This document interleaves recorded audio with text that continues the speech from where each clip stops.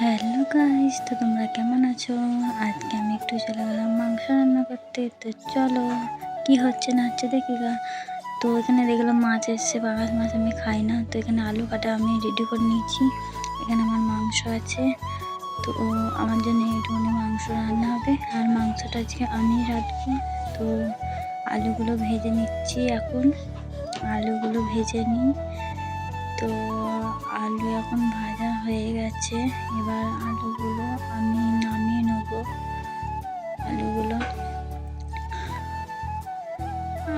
নামিয়ে নিয়েছি। এবার ফোড়ন দিয়ে দিলাম, জিরে ফোড়ন, পেঁয়াজ দিয়ে দিলাম। তো এখন পেঁয়াজটাকে ভালো করে ভেজে নেব।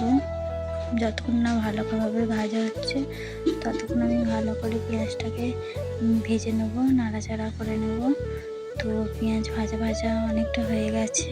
তো এবার আমি মাংসটা দিয়ে দিলাম। মাংসটা আগে থেকে মশলা মাখিয়ে রেডি করে রেখে দিয়েছিলাম আমি রেস্টে 8 ঘন্টার জন্যে। তো মাংসটা দিয়ে দিয়েছি। এবার আমি রান্নাটা করে নিচ্ছি, মানে কষে নিচ্ছি। তো গাইস, আমি টমেটো দিয়ে দিলাম, লঙ্কার গুঁড়ো দিয়ে দিলাম, আর হলুদ গুঁড়ো দিয়ে দিলাম, নুন দিয়ে দিলাম। তো এবার আমি ভালো করে সব কটা কষে নেবো। তো আমি কষতে থাকি আর তোমরা আমার ভিডিওটাতে লাইক কমেন্ট করে দিও। তো ভালো করে আমি কষে নিয়েছি। তো দেখতেই পাচ্ছ, আর ওদিকে পাঙাশ মাছ নিয়ে এসছে। পাঙাশ মাছ তো আমি খাই না, সেই জন্য আমার জন্য একটু মাংস এনে দিয়েছে। তো মাংসটা কষা হয়ে গেছে। তো এবার আমি লঙ্কা দিয়ে দিলাম, তারপরে একটু জল দিয়ে দেবো।